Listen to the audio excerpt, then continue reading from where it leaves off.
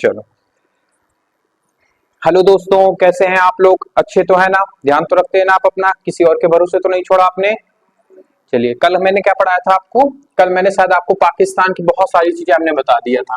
तो पहली बात ये थी कि मैं क्विक रिवीजन करा दे रहा हूँ, फिर इसके बाद आज नए टॉपिक में आते हैं। क्विक रिवीजन में पाकिस्तान का गठन कब हुआ था? तो कब हुआ था? 14 अगस्त 1947 ईस्वी को। उसके जस्ट एक दिन बाद कौन बना था? भारत बना था 15 अगस्त 1947 ईस्वी को। अच्छा, पाकिस्तान एक इस्लामिक कंट्री कब बना था? मतलब उसने एक धर्म विशेष को अपनाया था, वो था उसका इस्लामिक, मतलब मुस्लिम कंट्री उसने अपने आप को घोषित कब किया था? 1956 को। ठीक है, अब ये बताओ पाकिस्तान की आधिकारिक मुद्रा कौन सी है? रुपया है, पाकिस्तानी रुपया है। ठीक है, पाकिस्तान की राजधानी क्या है? इस्लामाबाद है। पाकिस्तान की आर्थिक राजधानी क्या है? कराची है। इंडिया की आर्थिक राजधानी क्या है? मुंबई। क्या है? मुंबई। भारत की राजनीतिक राजधानी क्या है? तो दिल्ली है। क्या है? दिल्ली। तो आपका क्विक रिवीजन हो गया। अब हम बात करते हैं थोड़ा सा सीपीईसी के बारे में। मैंने क्लास खत्म होने से पहले, कल की क्लास खत्म होने से पहले मैंने आपको बताया था कि मैं कल आपको सीपीईसी के बारे में बताऊंगा, और कुछ और आपकी जीएस के क्वेश्चन रह गए थे, उनको भी मुझे बताना था, और फिर इसके बाद पाकिस्तान को खत्म करके हम अन्य देश में चलेंगे। चलिए, अच्छा, सबसे पहले एक क्विक रिवीजन और मुझे कराना था, मेरे दिमाग में था कि मैंने सार्क पढ़ाया था। सार्क का गठबंधन कब हुआ था? सार्क पता है ना आपको? कितने देश आते हैं सार्क में? 8 देश आते हैं। कितने देश आते हैं? 8 देश आते हैं। कौन कौन से वो देश हैं? देखो, मैं बता रहा हूं, जैसे आपको करना, जैसे आपको गिनना है वैसे। भारत, पाकिस्तान, अफगानिस्तान, मालदीव, श्रीलंका, नेपाल, भूटान, बांग्लादेश। कितने हो गए आपके? 8 देश हो गए। ठीक है, कितने देश हो गए? 8 देश हो गए। ठीक है, तो ये देश आपको याद है। उसी में से पहला देश हम पढ़ रहे हैं पाकिस्तान। ठीक है, जिसका हमें सीपीईसी के बारे में जानना है। चलिए अब बात करते हैं सीपीईसी के बारे में। तो सीपीईसी का फुल फॉर्म है China Pakistan economic corridor. Corridor का मतलब कुछ नहीं होता है, एक सड़क की तौर पर, मतलब कहा जाता है कि एक ऐसा क्षेत्र होता है जहां पे हम लोग औद्योगिक डेवलपमेंट करते हैं। और आपको एक चीज पता होगा, जहां पे मुझे इंडस्ट्रियल डेवलपमेंट करना है, वहां पे सड़क का होना बहुत ज्यादा जरूरी है। अब एक बात बताओ, तरह तरह के लोग एक जगह फैक्ट्री लगा दे, जैसे नोएडा है अपना, भारत में क्या है? नोएडा है, गुड़गांव है, ये औद्योगिक क्षेत्र है, यहाँ पर खूब सारी फैक्ट्रियां आपको मिल जाएंगी, और सड़कें वहां की ना अच्छी हो तो क्या वो डेवलप कर पाएगा? कभी नहीं कर पाएगा, कभी भी नहीं कर पाएगा। किसी ने पूछा था अमेरिका के प्रेसिडेंट से कि अमेरिका अमेरिका क्यों है, तो उन्होंने जवाब बड़ा अच्छा दिया था कि अमेरिका अमेरिका इसलिए है क्योंकि यहाँ की सड़कें कंपेयर टू बाकी देशों से क्या है? बहुत अच्छी है। क्या है? बहुत अच्छी है। कहा जाता है जिस देश की सड़क व्यवस्था जितनी अच्छी होगी, वो देश उतना ही आगे कहां जाएगा? डेवलपमेंट में आगे जाएगा। तो ये जो आपका सीपीईसी है, जो चाइना पाकिस्तान, इसमें 2 देश का नाम आ रहा है, एक आपका चाइना, एक आपका पाकिस्तान। चाइना ने पाकिस्तान को क्या दिए? लुभावने वादे दिए। क्या दिए? लुभावने वादे। वादे क्या हुए? लुभावने मतलब उसको काफी ललचाया कि तुम ये एग्रीमेंट कर लो हमसे। ये एग्रीमेंट कब हुआ था?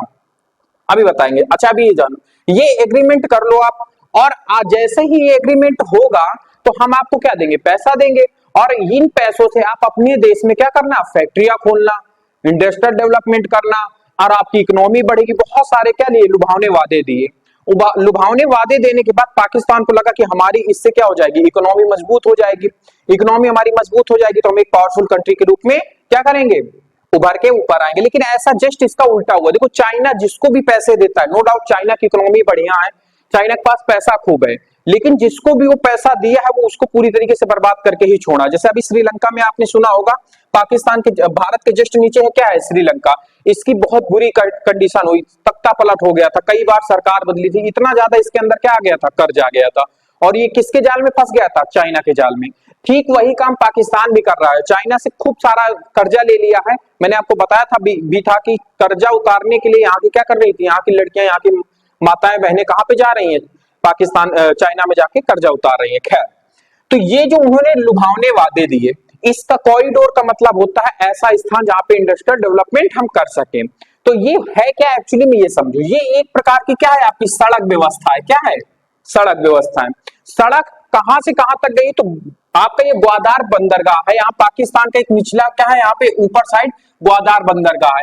यहां से चाइना तक की एक बहुत लंबी सड़क बनाई गई है, 2442 मीटर की। लंबाई कितनी है उस सड़क की? 2442 मीटर की, किलोमीटर की क्या है लंबाई है किसकी? इस सड़क की कितनी लंबाई है? 2442 किलोमीटर की लंबी है। इतनी लंबी चौड़ी सड़क बनाई है।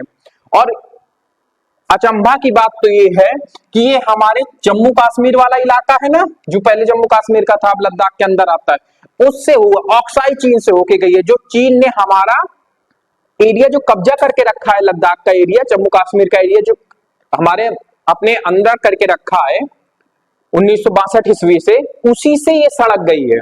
और सबसे बड़ी बात यह कि भारत सरकार ने इसमें आवाज तक नहीं उठाई। उनको उठाना चाहिए था कि अब हमारे देश से क्यों ले जा रहे हैं, लेकिन ऐसा कुछ हुआ नहीं। और वो फाइनली क्या हो गई है, पास हो गई है, अब वो बन रही है। ये क्या है, ग्वादार एक बंदरगाह है, कहां पे? इस साइड। अब देखो चाइना को कितना फायदा हो जाएगा इससे। ये जो सड़क बनवाई है, देखो इस चाइना ने बहुत लंबी बाजी खेली है यहाँ पे। कर्जे के तौर पे पैसा किसको दिया? पाकिस्तान को। फायदा कौन उठाएगा? चाइना उठाएगा। पाकिस्तान को कुछ भी फायदा नहीं है इससे, कुछ भी फायदा नहीं है। सारा फायदा काहे में है? चाइना में। कैसे? समझो, जैसे अफ्रीका से उसको व्यापार करना होता था, किसको? चाइना को। तो चाइना आता कहां से था? यहां से, गल्फ ऑफ मलक्का से होते हुए उसको बहुत लंबा रूट पड़ जाता था। अगर वो यहां से भी आएगा तो ये पूरा घूम के आना पड़ेगा। ये है गल्फ ऑफ मलक्का। मलक्का से होते हुए फिर कहां पहुंचेगा वो? अरब प्रायद्वीप या फिर अफ्रीका प्रायद्वीप बैठेगा। अब उसके लिए कितना आसान हो गया है, अपना माल यहां से ला देगा और सीधा सीपीईसी के थ्रू कहां पर आ जाएगा? ग्वादार बंदर। अब ग्वादार बंदर से वो कहीं पे भी जा सकता है, अरब प्रायद्वीप, भूमध्य सागर जा सकता है, लाल सागर से होते हुए कहीं पर भी जा सकता है। उसका खर्च बन गया, ट्रांसपोर्टेशन का क्या बच गया? उसका खर्च बच गया। तो इसी इरादे से उसने क्या किया था? सीपीईसी का निर्माण करवाया था, जिसकी लंबाई 1442 किलोमीटर है। बात समझ में आई? और ये कहां से था? तो ये ग्वादार से चाइना तक थी, चीन तक ये सड़क थी, ठीक है, जिसकी लंबाई क्या थी? 24 से 42 की। क्या? 24 से 42। अब एक बात इसको और को समझो, चाइना ने एक कर्जा दे दिया, इसी की भूमि पे सड़क बना ली, और उसका यूज कौन कर रहा है? चाइना कर रहा है। पाकिस्तान के क्या काम आई? पाकिस्तान के कुछ भी काम ये सड़क नहीं आई, कुछ भी काम नहीं। बस इतना है कि उसको जो चीज चाइना से चाहिए था तो सीधा मंगा लेगा, किससे? ग्वादार से। किससे मंगा लेगा? सीपीईसी से। उसको केवल इतना ही फायदा है। वो अपनी इकोनॉमी बढ़ाने के लिए इसका कोई फायदा नहीं है। उसने कहा था मैं बड़ी बड़ी फैक्ट्रियां डालूंगा, चाइना ने खूब बड़े बड़े वादे किए थे, ऐसा उसने कुछ भी नहीं किया। सड़क बन के तैयार हो गई, वो अपना माल ट्रांसपोर्टेशन का काम चालू कर दिया, कोई भी एक फैक्ट्री, सिंगल फैक्ट्री चाइना ने नहीं लगाई।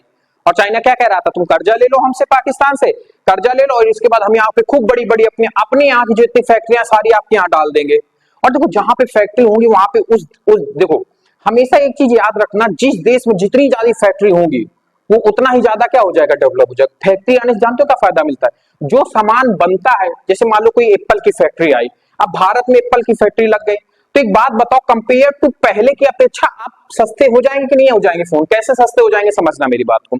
अगर एप्पल संयुक्त राज्य अमेरिका, या जिसको अमेरिका कहते हैं, यहाँ पे रह के बना के यहाँ पे भेजेगा, तो ये जो खर्चा आएगा ले जाने और लाने और ले जाने का, ये भी तो हम लोगों से ही वसूलेगा। कंपनी तो अपना घाटा नहीं करेगी ना।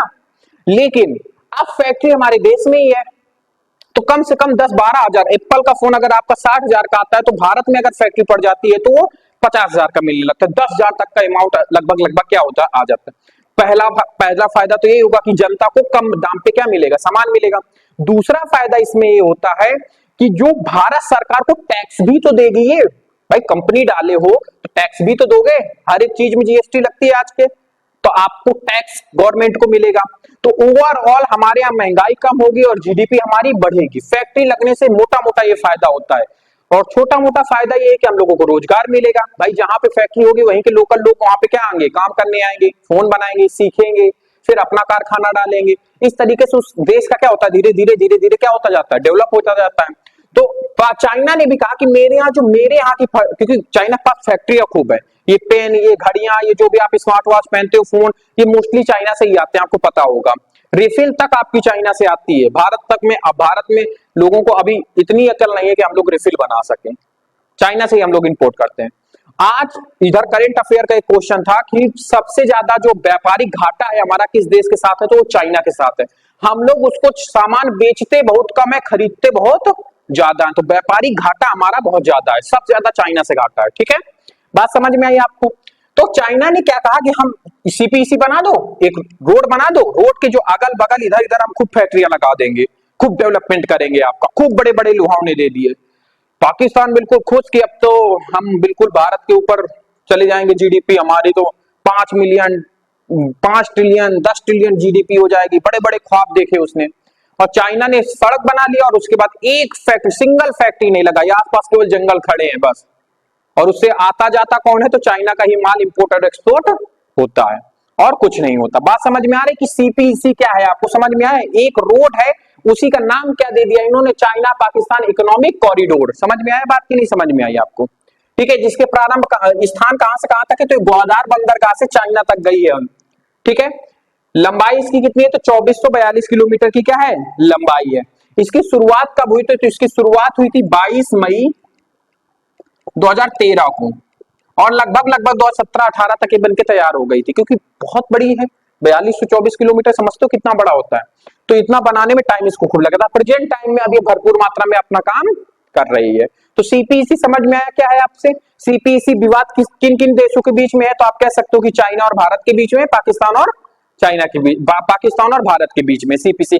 क्यों विवाद है? क्योंकि ये जो सीपीईसी है वो हमारे जो अधिकृत, जो चाइना अधिकृत किया है ना, ऑक्साई चीन जिसको कहते हैं, वो हमारा क्या किया है? उसी से गई है ये, जो हमारा ये वाला हिस्सा है ना, ऊपर वाला ये वाला हिस्सा, इसी से हमारी क्या गई है? सीपीसी गई है। ठीक है, ये सड़क यहीं से गई है। ठीक है, बात समझ में? कब प्रारंभ हुआ था इसका? 24 मई 2013 को हुआ था। लंबाई कितनी है? 2442 किलोमीटर। स्थान है ग्वादार से चाइना तक। फुल फॉर्म क्या है इसका? China Pakistan economic corridor. समझ में आया अब आपको? अब हम बात करते हैं, सीपीसी समझ में आ गया। चलो अब एक नेक्स्ट कॉन्सेप्ट में आते हैं। कॉन्सेप्ट क्या है? पाकिस्तान की प्रमुख पहाड़ियां कौन कौन सी है? तो पाकिस्तान, जैसे अपने यहां भी पहाड़ियां हैं, कुछ है कि नहीं है? पर्वत है कि नहीं अपने यहाँ पे? जैसे सतपुड़ा की पहाड़ी हो गई अपनी, हो गई ना, अजंता एलोरा की गुफाएं हो गई, ये भी एक पहाड़ी पे ही बनी हुई हैं।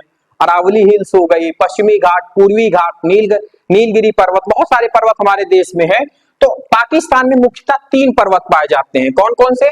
तो आपका एक सुलेमान की पहाड़ियां हैं, एक किरथर की पहाड़ियां हैं, और एक मकराना की पहाड़ियां हैं। ठीक है, मकरांत की श्रेणियां हैं, मकरांत की श्रेणियां हैं। ठीक है, जो इसमें ये सुलेमान है ना, ये पहाड़ी, सबसे पहले मानव ने अनाज कहां पे उगाया था? तो इसी पहाड़ी पे उगाया था। जो आप गेहूं वगैरह खाते हो ना, तो सबसे पहले मानव ने उगा के गेहूं चावल बनाना कहां चालू किया था? तो सुलेमान की पहाड़ियों पे ही किया था। ठीक है, जब आप सिंधु सभ्यता पढ़ोगे तो वहां पे आपको मिलेगा। ठीक है, तो बात समझ में? कितनी पहाड़ियां हैं यहाँ पे पाकिस्तान में? 3। कौन कौन सी हैं आपकी? सुलेमान की पहाड़ियां, किरथक की पहाड़ियां और मकरांत की पहाड़ियां, या फिर श्रेणियां भी आप कह सकते हो। समझ में आई आपको?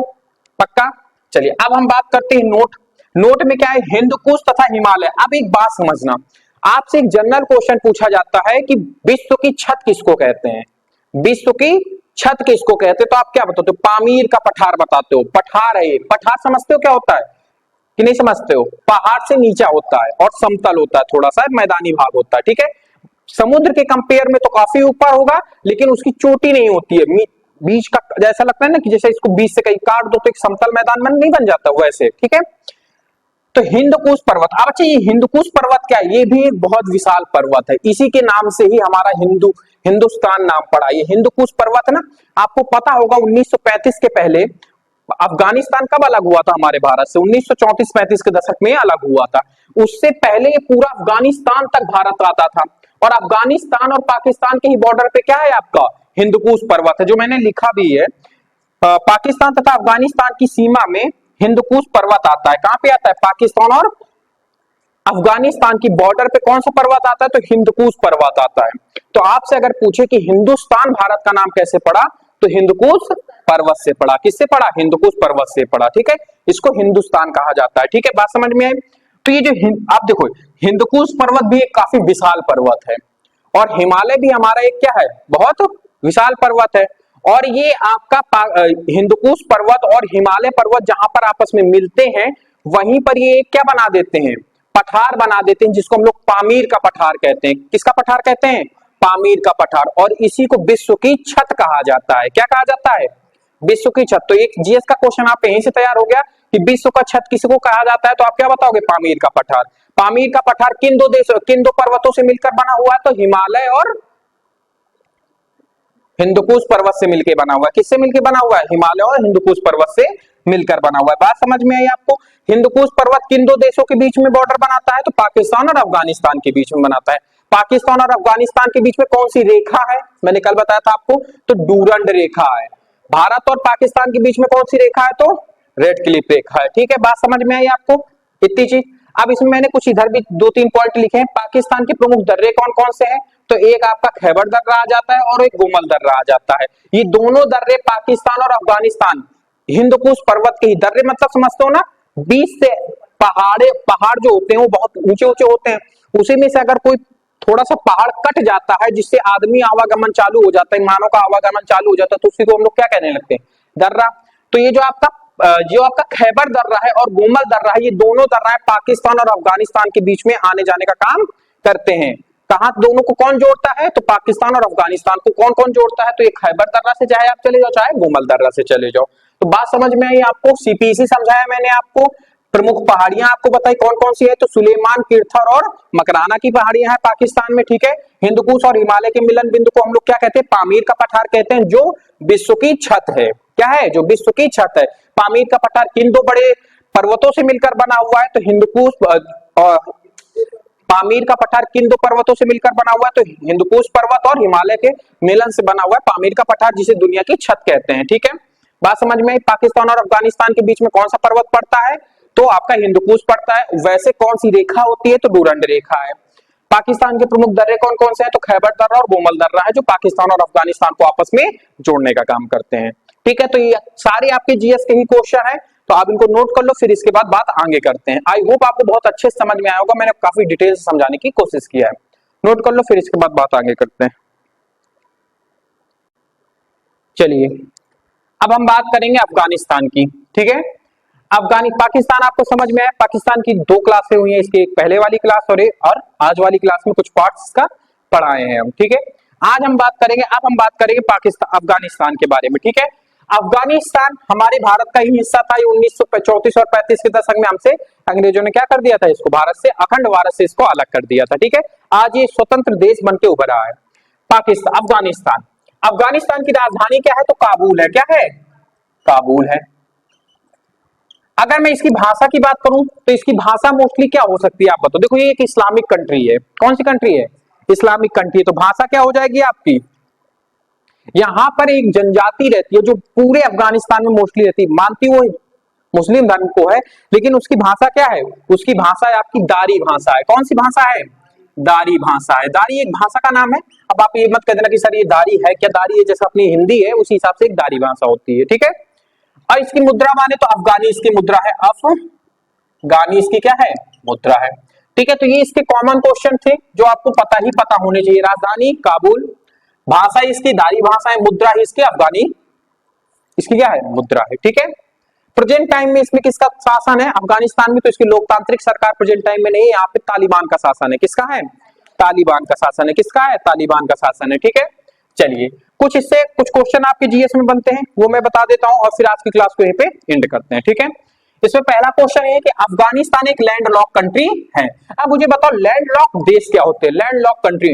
मैंने पहले दिन ही आपको एक बात समझाई थी कि लैंडलॉक देश क्या होते हैं, आपको बताया था, मुझे पता था जब मैं मैप पढ़ाऊंगा तो आपको इस तरीके के टर्म का आपको सामना करना पड़ेगा। बताओ जरा मुझे लैंडलॉक कंट्री क्या होती है, लैंडलॉक देश क्या होते हैं, स्थल अवरुद्ध देश क्या होते हैं, हिंदी में मैंने बता दिया। खड़े हो, बताओ, तुम बताओ। राशि, खड़े हो, खड़े खड़े खड़ो, नहीं पता है, चलो बैठो। वह देश जो चारों तरफ से स्थल से ही घिरा हो, जो समुद्र से सीमा नहीं बनाता है, वो ऐसे देश क्या कहलाते हैं आपको, लैंड लॉक। मैंने इसका संधि विच्छेद भी बता, लैंड मतलब पृथ्वी, लॉक मतलब घिरा हुआ, बंद। वह देश जो चारों तरफ से क्या होता है, लैंड लॉक होता है, भूभाग से बंधा होता है, क्या कहलाता है आपका, लैंड लॉक कंट्री कहलाता है। आप इसको सिंपल भाषा में ये भी कह सकते हो कि वह देश जो समुद्र से सीमा नहीं बनाता है, क्या कहलाता है आपका? लैंडलॉक कंट्री कहलाता है। क्या कहलाता है? लैंडलॉक कंट्री कहलाता है। ठीक है, तो आपका पहला जीएस का क्वेश्चन तो यहीं पे तैयार हो गया कि अफगानिस्तान एक कैसी कंट्री है, तो अफगानिस्तान एक लैंडलॉक कंट्री है। मैंने एग्जांपल में बताया था, नेपाल, भूटान, मंगोलिया, अफगानिस्तान, इस तरीके से मैंने कुछ देशों के नाम आपको बताए थे। ठीक है, अब हम बात करते हैं अफगानिस्तान में महात्मा बुद्ध की सबसे बड़ी मूर्ति थी। मूर्ति है नहीं, मूर्ति थी कर लो, अब इसको मूर्ति थी। प्रेजेंट टाइम में तालिबान ने उस मूर्ति को क्या कर दिया? खंडित कर दिया। यही कहते हैं शिक्षा का अभाव। क्या है? अच्छा तुम्हें बताओ, महात्मा बुद्ध की मूर्ति से क्या दिक्कत थी तालिबान को? कुछ नहीं दिक्कत होनी चाहिए थी मेरे हिसाब से। आपका टूरिज्म बढ़ता, वहां पे लोग महात्मा बुद्ध को देखने आते, पैसा इनकम होता आपके पास, लेकिन आपने बेवकूफी करके उसको तोड़ दिया। तोड़ने से तुम्हें क्या मिला? कुछ भी नहीं मिला है। और अगर ना तोड़ते तो आपका रेवेन्यू बढ़ता, विदेशी मुद्रा आपके पास आती, क्योंकि विदेशों के लोग घूमने आते। क्योंकि नो डाउट हमारे यहाँ बुद्ध नहीं रहते, लेकिन आपका भूटान हो गया, नेपाल, चाइना, यहाँ पे बुद्ध लोग ठीक ठाक मात्रा में रहते हैं, तो सबसे ऊंची मूर्ति तो देखने जाएंगे ही जाएंगे। अब प्रेजेंट टाइम में सेकंड हाईएस्ट मूर्ति जो थी पहले, अब वो सबसे ऊंची मूर्ति कहाँ पे है? चाइना में है। कहाँ पे है? चाइना में सबसे ऊंची मूर्ति है महात्मा बुद्ध की। तो दूसरा क्वेश्चन आपका जीएस का क्वेश्चन यही बन सकता है कि महात्मा बुद्ध की सबसे ऊंची मूर्ति कहां पर थी? तो अफगानिस्तान में। कहां पर है? तो चाइना में। ठीक है, चलिए अफगानिस्तान में मुख्यतः 4 स्थान है। जो मुख्य मुख्य है वो ऐसे 4 स्थान है आपके पास। होने का तो बहुत सारे स्थान है, लेकिन जो हम लोगों को जानना चाहिए वो 4 स्थानों के बारे में जानना चाहिए। गजनी, गंधार, काबुल, 3 ही है, 3 ले लो। 4 मैंने लिखे हैं क्या? अच्छा निम्न है, निम्न लिखे हैं। तो निम्न में मैंने 3 चीजें यहाँ पे लिखी हैं। गजनी, आपने महमूद गजनवी का नाम सुना होगा, जो पहला आक्रमणकारी था जिसने हमारे देश से सोना लूट के लेके गया था। ठीक है, गंधार आपने नाम सुना होगा, बहुत नाम सुना होगा, बहुत चर्चित है ये। कौन है? आपने महाभारत अगर देखा होगा तो लंगड़ू वाले शकुनी मामा कहाँ के राजा थे? वो गंधार के ही राजा थे। कहाँ के थे? गंधार के। और काबुल तो आप जानते हो अफगानिस्तान की राजधानी। काबुल जो है, काबुल को घोड़ों का देश कहा, घोड़ों के स्थान कहा जाता है, घोड़ों का शहर कहा जाता है। किसका शहर कहा जाता है? घोड़े।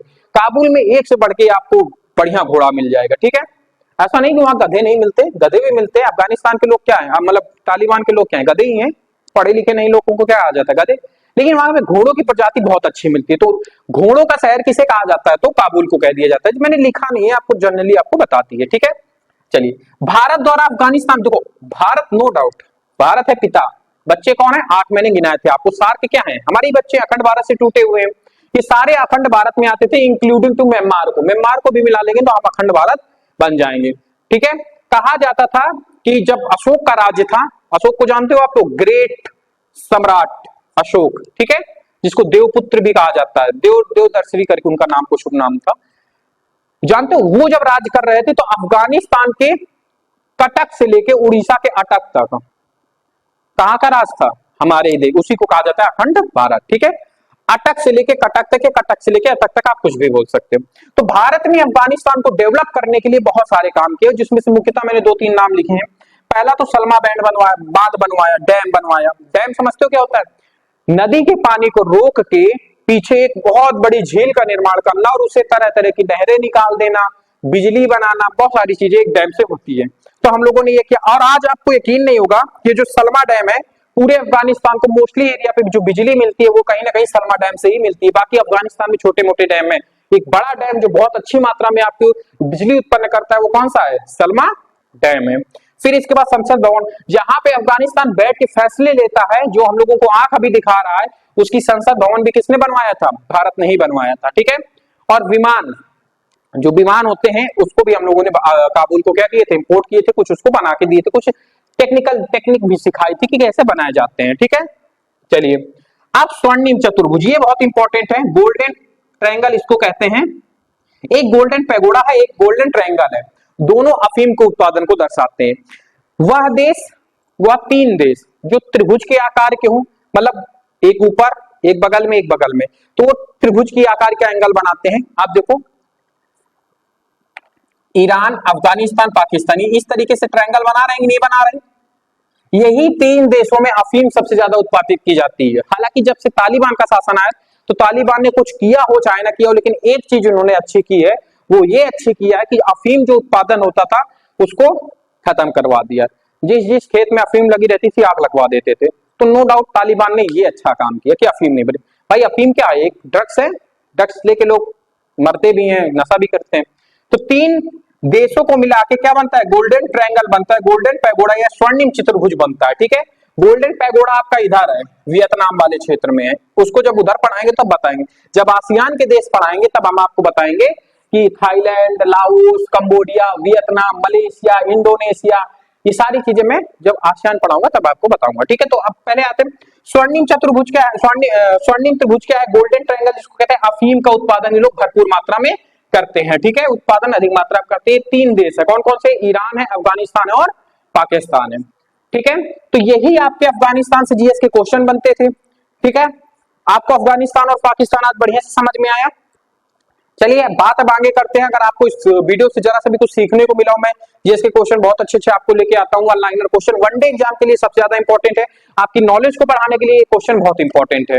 ठीक है, तो आप इनको देखते रहिए प्रॉपर्ली, कुछ ना कुछ जिंदगी में सीखते रहिए। बाकी बातें करते हैं कल नेक्स्ट क्लास में। आज के लिए यही खत्म करते हैं इसको, और साथ बने रहने के लिए धन्यवाद।